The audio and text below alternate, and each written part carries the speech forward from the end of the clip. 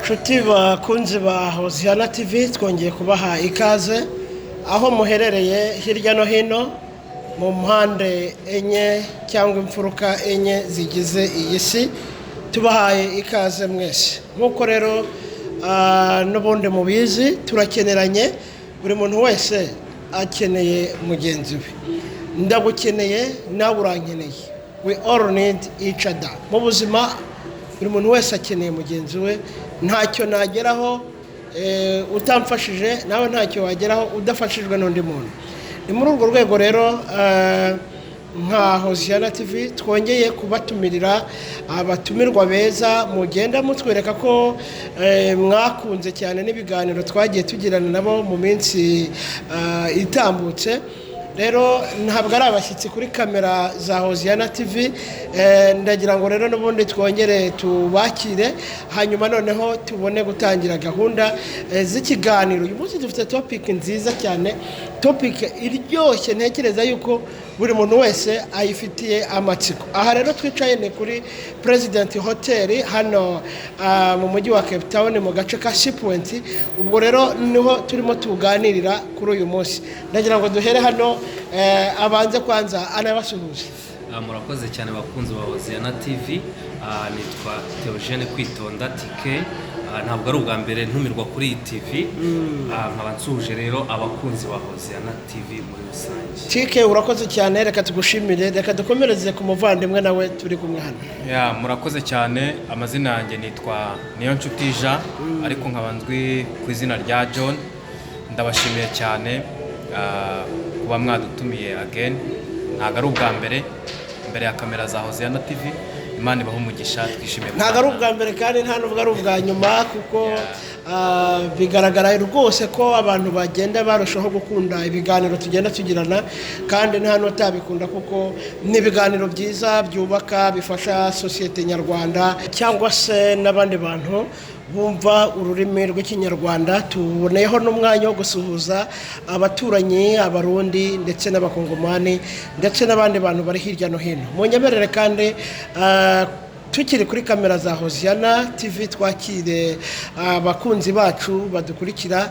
Nk'uko tubibona kuri statistique za Hoziyana TV, turabibona ko abari muri Canada, Amerika, Australia ndetse no muri Afrika, cyane cyane abantu bari mu Rwanda ndetse no mu gihugu cy'abaturanyi u Burundi, mudukurikira cyane. Munyemerere kandi dusuhuze n'abandi bantu badukunda cyane, dukunze kwita ko ari abanyamurenge cyangwa se ab'imurenge. Twabashuhuje cyane cyane ko namwe mukunze kudukurikira kandi mutwereka rwose ko muri kumwe natwe 5 kuri 5. Reka rero dutangire dusenga Imana, kuko nkuko mumaje kugenda mubimenyera, murabizi ko Hoziyana ari channel y'iyobokamana. Tugenda tugiranaho ibiganiro bigiye bitandukanye by'iyobokamana. Reka dusabe TK atangire asenga Imana, hanyuma dukomeze ikiganiro cyacu. Uwiteka Mana ishobora byose, Mana imbabazi, Mana nyirimpuhwe, turagushimiye, tugushimiye kuba uduhurije aka kanya. Ni ukuri igitare kizima, udufashe igitare kizima, dufashe nk'uko waturinze aho twaturutse mu mihanda yose tukaza guhurira aha ngaha Mana, tuje gutanga ubutumwa bwiza, ubutumwa bwagirira sosiyete akamaro, ubutumwa bwagirira abana bawe akamaro, bwatuma buri wese ahinduka. None Mana aka kanya udufashe Mana, ibiva mu kanwa kacu nibi bari ku bwacu, ahubwo bari ku bwawe. Ni ukuri Mana byose bigende neza, ibyo bisenguze ku Yesu Kristo umwami w'abami w'Igorogota. Amen. Amen. Urakoze cyane, uvuze isengesho ryiza cyane, uravuga uti ntibibe ku bwacu ahubwo bibe ku bw'icyubahiro cy'Imana. N'ubundi ibintu byose dukora mu isi tugomba kubikora ku bw'icyubahiro cy'Imana. Yes, hanyuma wenda tutarinjira muri topic, John, icyumweru cyawe cyagenze giti? Urakoze cyane. Icyumweru cyanjye cyagenze neza, weekend yagenze neza. Narakoze kuva ku wa mbere kugeza kwa gatandatu umunsi wo ku cyumweru amateraniro nyajyamo yagenze neza, Imana yaranshoboje, ndacyahumeka umwuka w'abazima, ndashima. Amen. Wenda tukiri aha ngaha umuntu yakubaza ngo ni iki kintu cyagufashije mu nyigisho wigishijwe ubwo wari mu materaniro? Umupasiteri ijambo ry'Imana twigishije ku cyumweru ryaramfashije. Yatwigishije ukuntu abantu bagomba kugandukira Imana tukarinda ubusigire bw'izina ryacu. Atwigisha uburyo ugomba kugira izina ryiza ubifashijwemo n'Imana n'agakiza. Hari itandukaniro ry'izina ry'umuntu ufite agakiza, hakaba n'itandukaniro ry'izina ry'umuntu udafite agakiza. Niryo somo ryamfashe. Urakoze cyane, ndumva ahubwo yari mu mwuka umwe na Hoziyana, kuko topic twabatumiriye uyu munsi ni topic ivuga ngo eske nirihe tandukaniro riri hagati y'umuntu ukijijwe n'umuntu wakijijwe akamaramaza. Mu buzima hari ukuntu umuntu ava mu rungano akavuga ngo ngiye gukizwa, urumva umuntu akagenda akavuga ngo uriya yarakijijwe tukamwita ngo ni umurokore, uriya ngo yabaye umurokore. None ariko hakaba n'undi tubona yarabikabije cyane, kuvuga ati uriya muntu vraiment yarakijijwe pe, biragaragara ko yakijijwe akamaramaza. None nicyo twabahamagariye kugira ngo mudufashe kuganira mu by'ukuri no kurushaho gusobanurira abakunzi ba Hoziyana badukurikiye. Mu by'ukuri wenda duhereye kuri tike, ni irihe tandukaniro riri hagati yo gukizwa? Umuntu akavuga ngo ndakijijwe, ariko noneho ugasanga hari ibintu ataretse, ugasanga yego wenda yakijijwe ibijyanye no kunywa inzoga, ariko ku bakobwa aracyareba. Ugasanga wenda yakijijwe ibijyanye n'abakobwa ngo n'izangeso mbi zirimo wenda n'ubusambanyi n'iki, aho ugasanga aracyabeshya. So none turashaka kumenya gukizwa umuntu akamaramaza, uwo muntu aba ameze ate, ni ibiki bimuranga? Ese wakijijwe gusa we aba yakijijwe iki, batandukaniye hehe? Ikindi cya mbere ubundi itandukaniro uko mbyumva, ubundi habanza gukizwa, kandi buriya gukizwa ntugire ngo ni ibintu biza gutyo. Akenshi hari ikiba cyabaye, hari igihe kabisa uhura n'Imana ukabona wajandamye mu byaha, Imana iragutoragura. Uriya no muri Bibiliya nko mu Efeso haravuga ati mwakijijwe kubw'ubuntu. Ubwo buntu ni ubuntu bw'Imana, urumva, kubwo kwizera kwa, urumva hari ubuntu bw'Imana nawe ukizera, urumva, noneho bikaba nk'impano. So urumva ntabwo ari ku bubasha bwayo, ahubwo ni nk'impano y'Imana. Ni hahandi umva umuntu avuga mu rusengero ati Imana nahuye na Yesu, bigenda bitya bigenda gutya.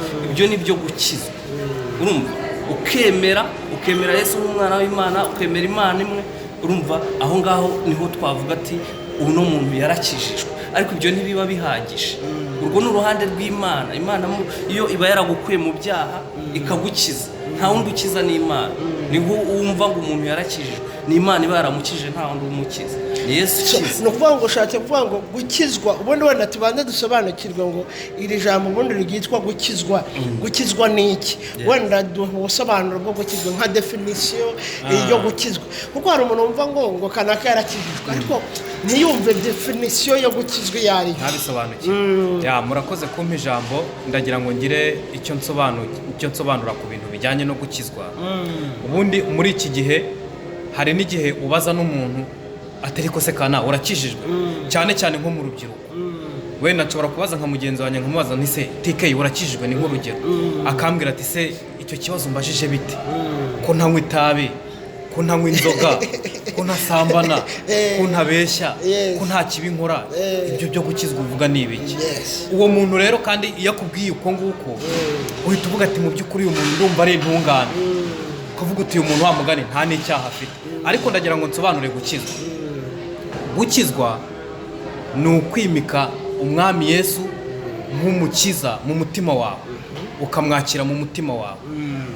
Ikindi cya kabiri, gukizwa ni ukubyarwa ubwa kabiri, ukabatizwa. Ni ukuvuga ngo iyo umaze kwakira umwami Yesu nk'umukiza mu mutima wawe ukamwimika, hanyuma warangiza ukiga inyigisho z'umubatizo ukabatizwa, icyo nicyo bita gukizwa. Ntabwo bivuze ngo gukizwa ugomba kuba ukora ibyaha ngo noneho ngo ukabireka ngo nibyo bita gukizwa. Ku ruhande rwanjye numva ko gukizwa ari ukwakira umwami Yesu ukabyarwa ubwa kabiri, nubwo ibyo bibi waba utabikora ariko ukamera nk'umuntu wikingiye.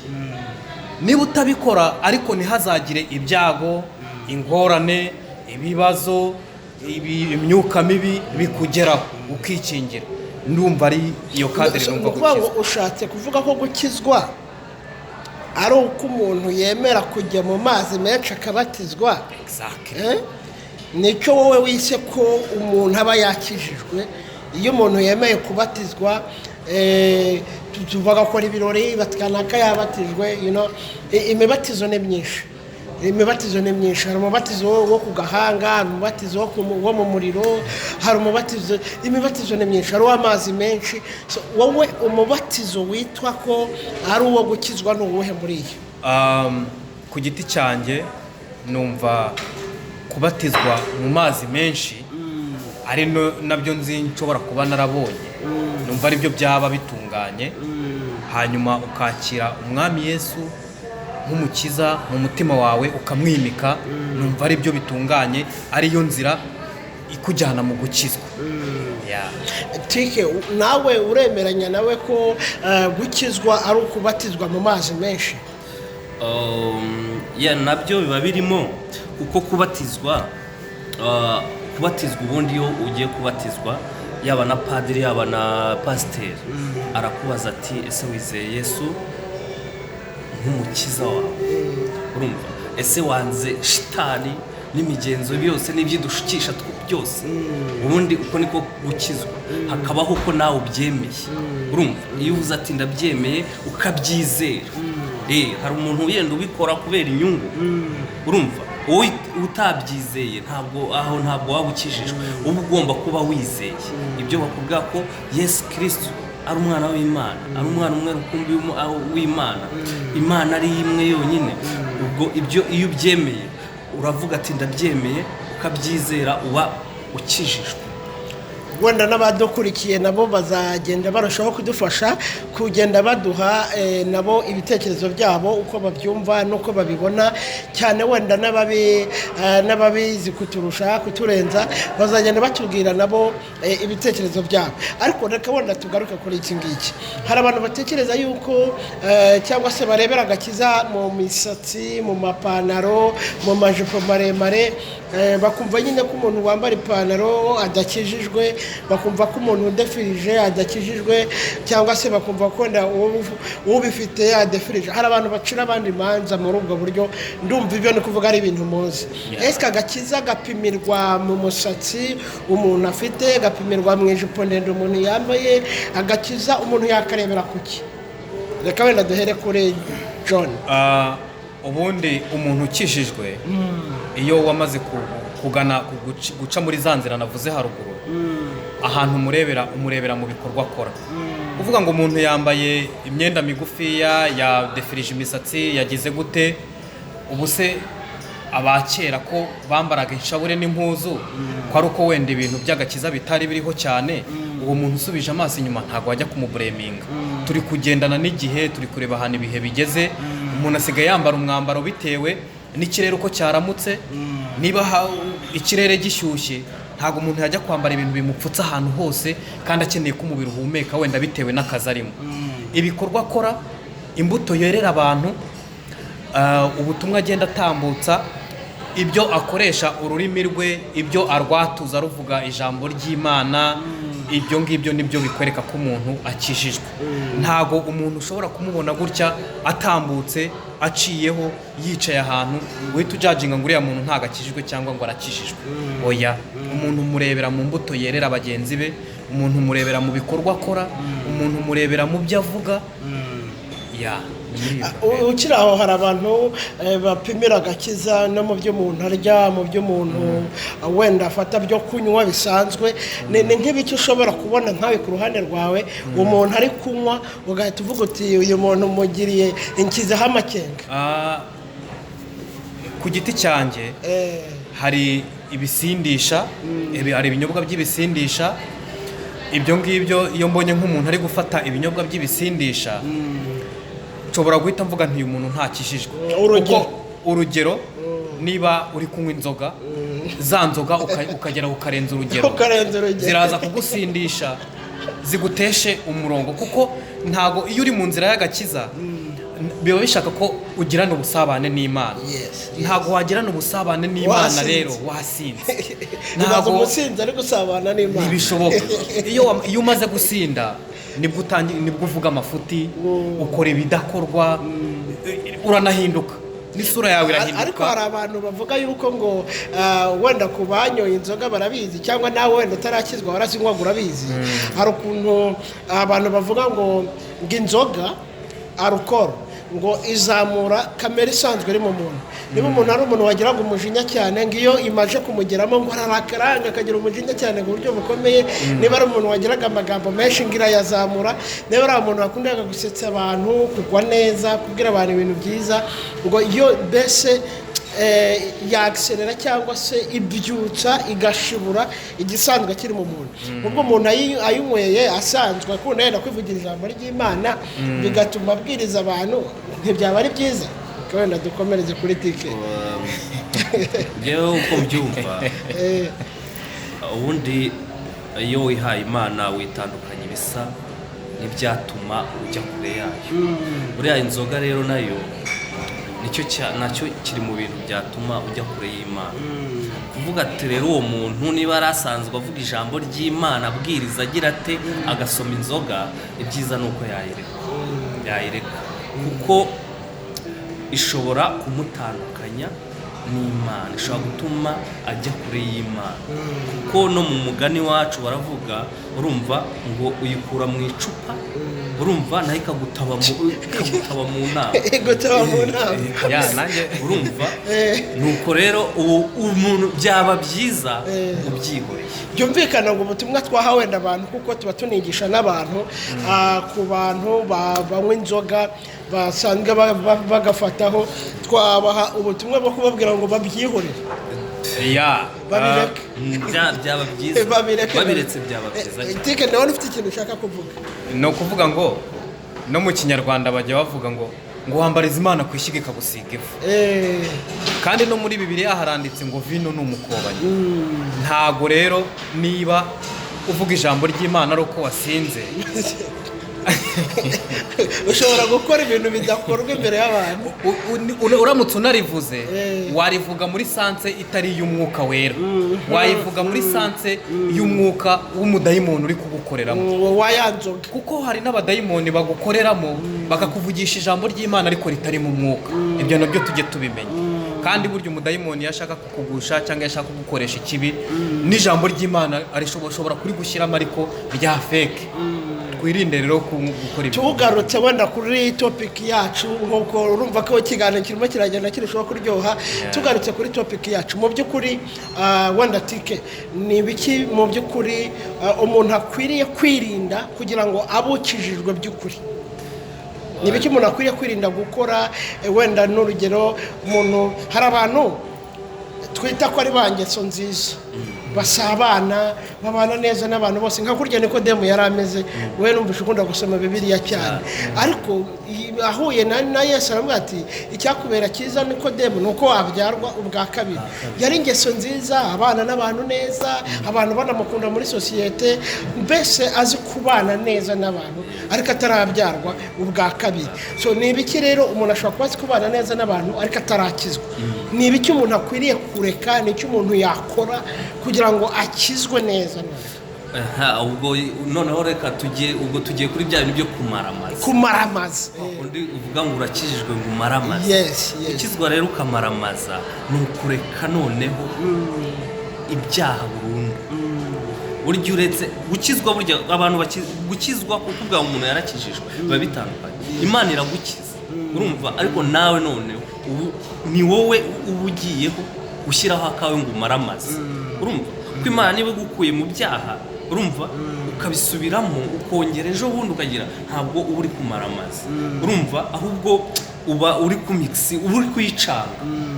ibyiza rero kugira ngo umaramaze ni ukureka icyitwa icyaha cyose urumva kandi buriya abantu bakeka ko ibyaha ari bibonera abantu icyaha nawe hari umuntu uba ufite ibyaha mu mutima we urumva akaba ari umuntu usenga agira tumubona mu rusengero cyangwa ubona ni umuntu ngeso nziza mu mwita ngeso nziza ariko mu mutima we harimo ishyari harimo urwango urumva hari ibintu byinshi wowe utazi rero kugira ngo ukizwe neza ibyo byose ni bikuraho ukabishyira ku ruhande ukiyegurira Imana.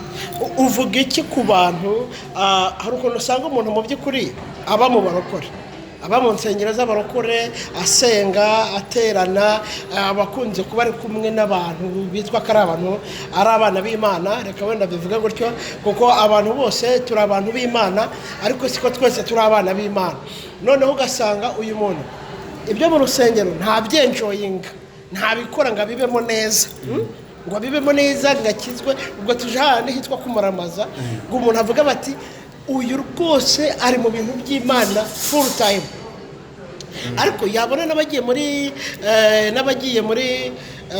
muri club abagiye kubyina yabona n'abagiye mu rugomo byo kujya kunywa inzoga n'iki kumva nabo yabaherekeza kumva nabo yabana nabo yabona ko bagiye gutereta abakobwa batandukanye kumva nabo yajyayo donc uyu muntu ameze nk'umuntu uhagaze ahantu ariko atambitse amaguru mu nzira ebyiri uyu muntu nimba baho urabanza ngo tubwire ko babaho nimba hari abo wabonye batamaramaje ngo bahagarare mu nzira imwe uyu muntu wamugiriye ihe nama mu by'ukuri umuntu umeze gutyo iby'isi ntabikora neza kuko aba yihisha avuga ati abarokore batambona nafunze inguni batambona n'imfite icupa yanabona umuntu akahita amanura agashyira munsi y'ameza ukabona ntiyisanzuye mu byo ari gukora akenshi na kenshi ahubwo usanga n'uwo muntu yiyita ko akijijwe mu by'ukuri hari utuntu tuba tukimurimo atari yareka usanga burya rimwe na rimwe ari inyabya ako gataba kagasoma ari inyabya ako gacupa kagasoma ariko iyo atangiye kuzajya akorera ibintu mu rwihisho ari gutinya amaso y'abantu burya uwo muntu aba ari kugenda aza gake gake inama namugira rero niba uwo muntu ashaka kugana mu nzira nziza agakizwa akamaramaza namugira inama yo kwatura iyo ujya gukira indwara burya urayirata iyo watura iyo ugiye imbere y'Imana cyangwa ukajya imbere y'iteraniro ukatura ibintu ukora mu rwihisho ukavuga uti iki kintu iki n'iki niba cyaranakunaniye no kukireka ukabwira n'abakozi b'Imana ukavuga uti nkeneye na support yanyu ukatura ibyo bintu ukorera mu rwihisho burya Imana irigaragaza ukuboko kwayo kuramanuka imbaraga zayo zirakora iyo watuye ibintu ukorera mu rwihisho uko byagenda kose ugera ugakizwa ukamaramaza kuko iyo ujya gukira indwara burya ugomba kuyirata gukizwa ukamaramaza ni ukurekana bya bintu ukorera mu rwihisho bya bindi abantu batabona na bimwe utekereza muri banga mu mutima wawe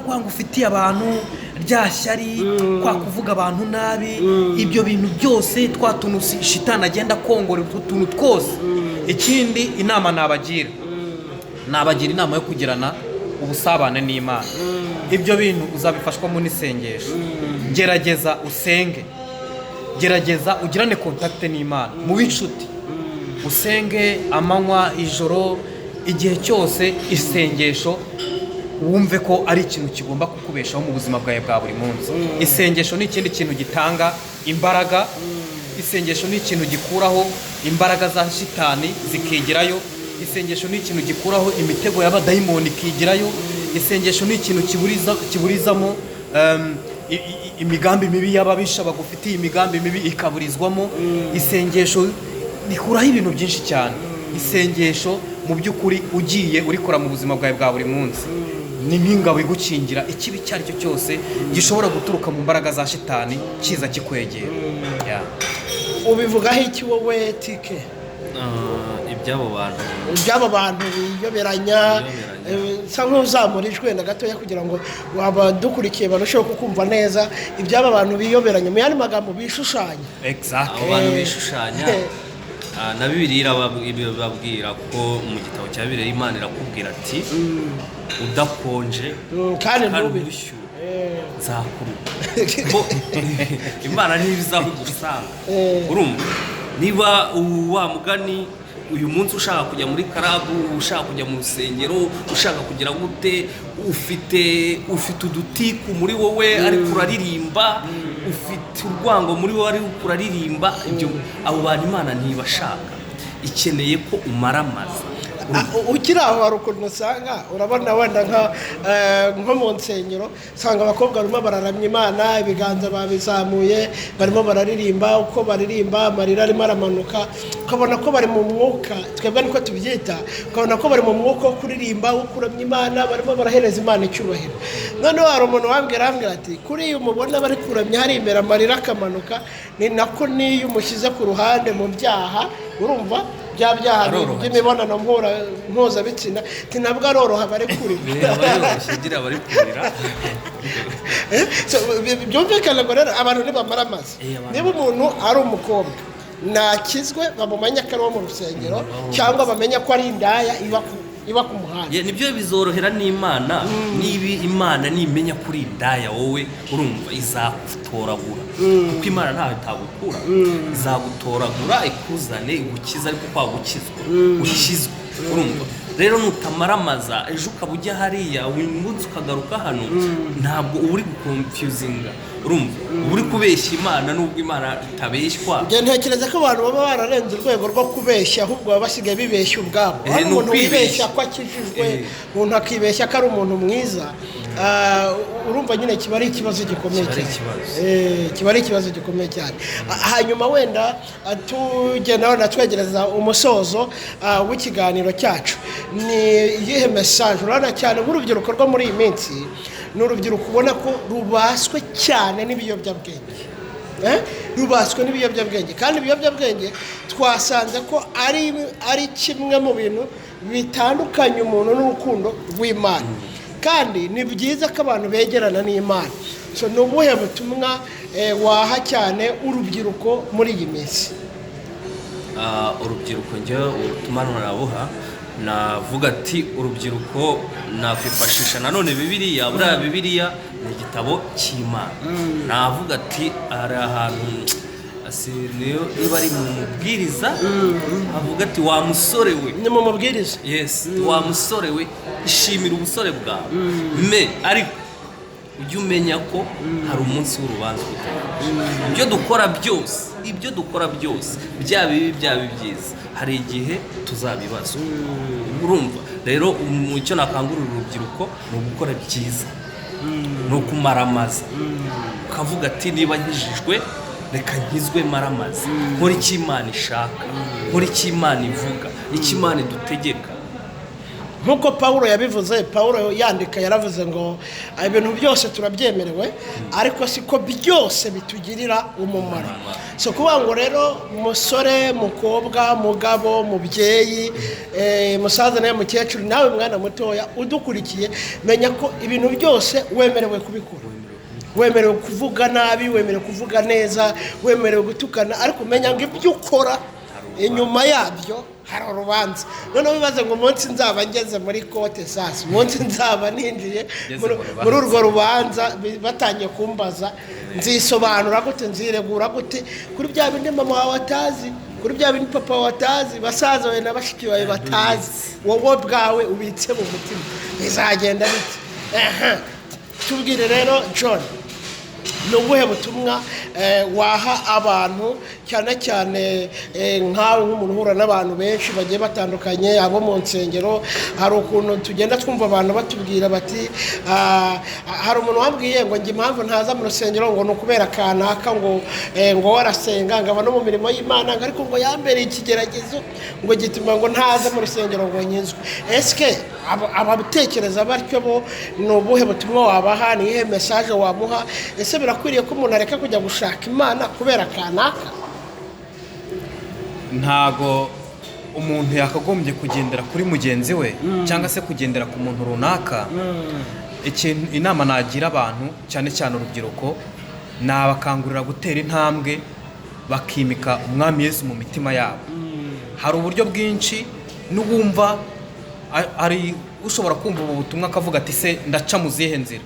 Hari inzira nyinshi, hari ubufasha bwinshi ushobora kuba wabona. Hari urusengero muturanye, hari umupasiteri muziranye, hari umuntu usenga Imana muziranye, umuntu uwo ari we wese ukijijwe yagufasha mu kwakira Yesu nk'umwami, ukamwimika mu mutima wawe, ukagana inzira y'agakiza.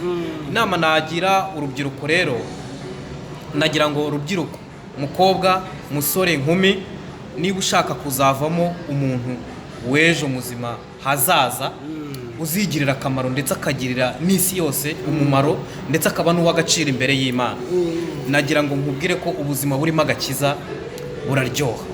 Kuko niba udateguye uwo uzaba ejo, none ukiri umusore, ntago ubusore bwawe numara kubwangiza muri izo ngeso mbi, muri iyo myuka mibi Satani azaguteza, bizaba birangiye, za mbaraga zizaba zigushiranye, uzageza igihe cyo kuba umugabo wararangiye. Wifashishije agakiza kazaguhesha imbaraga zo kuba umuntu muzima mu gihe kizaza. Utumye nkuramo ikintu gikomeye, byumvikana ngo niba wamukurikiye tike, gukizwa bidufitiye inyungu cyane tukiri no mu isi, uretse no kuba nyuma y'ubu buzima wenda tuzabaho ubundi buzima bwo mu ijuru, ariko tukiri no mu isi bidufitiye inyungu cyane ku muntu. Urugero, niba umuntu yiyangije ari umusore, akiyangiza ari umukobwa, akaryamana n'abasore batandukanye, ejo bundi namara, kandi ubwo arashaka ngo Imana imukorere ubukwe, imuhe urugo, kandi yirirwa aryamana n'abasore batandukanye, yirirwa aryamana n'abagabo b'abandi, yarangiza akabwira Imana ngo Mana ngo nyubakire urugo, ngo nanjye ngo nshaka urugo, yirirwa aryamana n'abasore b'abandi, yirirwa aryamana n'abagabo b'abandi, ariko arimo arasaba Imana ngo nimwubakire. Byumvikana ngo hari ibintu mu by'ukuri bisaba umuntu gufata icyemezo, akavuga ngo kuva uyu munsi njyewe ntabwo nzongera kurambura amaguru yanjye nyaramburiye undi muntu uwo ari we wese, kugeza ku munsi nzabona umugabo wanjye unkwiriye nkagira urugo rwanjye. Tike, aha hantu binagufasha no mu buzima no kunyurwa n'urugo uzaba wagize. Byumvikana ngo rero gukizwa ni byiza, reka munyemerere turangire abantu ko bakwiriye gukizwa. So ni hehe rero umuntu yajya, ko hari umuntu utwumvishije uri kudukurikira, waryohewe n'ibiganiro turimo turatanga, ariko aka kanya uhise ugira icyifuzo cyo kuvuga ngo noneho njye ndakora iki kugira ngo nkizwe? Ni iki umuntu yakora kugira ngo abashe gukizwa? Wenda dusoreze aho ngaho. Ikintu umuntu yakora, mugenzi wanjye yari yabukomojeho, ni ukwegera Imana. Yegera Imana, yegera insengero zirahari nyinshi cyane, yegera abakozi b'Imana barahari benshi cyane, nubwo harimo benshi bakemangwa bavangavanga, ariko Imana yaduhaye ubwenge bwo guhitamo ikibi n'icyiza.